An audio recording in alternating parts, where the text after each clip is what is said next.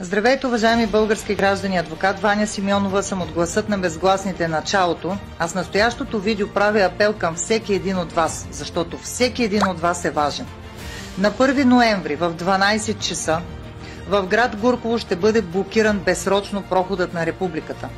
Целта е с ефективни действия да бъде принудено правителството да подаде оставка, тъй като видимо по никакъв друг начин това няма да стане.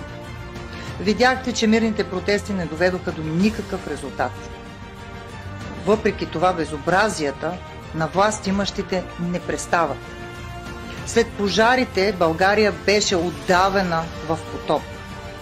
Стотици хиляди животни бяха избити с различни претексти – шарка, чума. Не виждате ли, че целта е да бъде унищожена родината ни? Да бъде затрито животновъдството и земеделието ни? Да бъдем оставени на милостта на едни господари, чието интереси не са в България?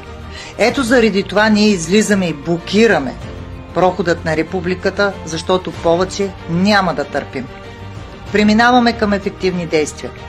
Дали те ще бъдат успешни, зависи от всеки един от нас.